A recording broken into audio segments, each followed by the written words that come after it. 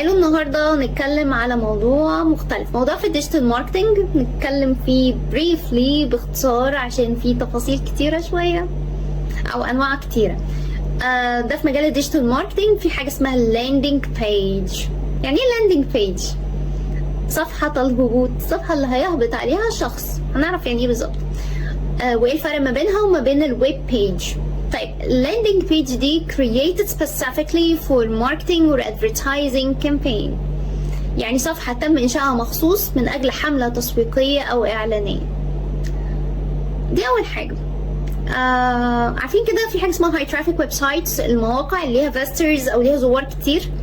فيجي شخص مثلا عنده بيزنس معين بيقدم براند معين، بيبقى عايز يحط اعلان عباره عن لينك على الصفحه دي علشان ليها زوار كتير، فبالتالي هيدخلوا يشوفوا الويب سايت فيضغطوا على اللينك او الاعلان اللي هو على هيئه لينك ده. فلما شخص يدخل عليه يروح مدخله على صفحه اسمها اللاندنج بيج. عندنا different types of landing pages، بس هو ايه الفرق ما بين اللاندنج بيج والويب بيج العاديه؟ يعني مثلا الويب سايت بيبقى ليه هوم بيج او ليه صفحه رئيسيه. ايه الاختلاف ما بينها ما بين الهوم بيج واللاندنج بيج؟ الهوم بيج بتبقى ليها لينكس كتيره، لينكات كتيره، وبتاخدك في دايركشنز او اتجاهات مختلفه. يعني مثلا تضغط على لينك معين فممكن يدخلك على مثلا الكومباني، معلومات عن الشركه، الفيجن، الميشن، الرؤيه، المهام، الاهداف. ممكن تضغط على لينك تاني يدخلك على البراند والبرودكتس او المنتجات المختلفه اللي بتنتمي للبراند ده ويديك معلومات عنهم. الصفحه الثالثه ممكن تدخلك على مثلا ديسكشن كده ما بين كوميونتي ممكن تشارك فيه، مناقشه مثلا، مناقشات. او صفحه تانية او لينك تاني يدخلك على مكان تكتب ريفيوز وكومنتس لو عندك اي اراء او تعليقات او كده. وصفحه كمان تضغط عليها يدخلك وظائف شاغره، اهداف كتيره جدا. لكن اللاندنج بيج بيبقى حاجه كده سوبر فوكست، يعني مركزه على حاجه مهمه، يعني فيها تركيز عالي جدا في سنجل جول او هدف واحد، ان هو عايز يعمل حاجه اسمها conversion اللي هو ايه بقى؟ يعني تحويل الشخص من مجرد فيستر، مجرد زائر للويب سايت، ل prospective customer، عميل مستقبلي، يعني عميل محتمل في المستقبل.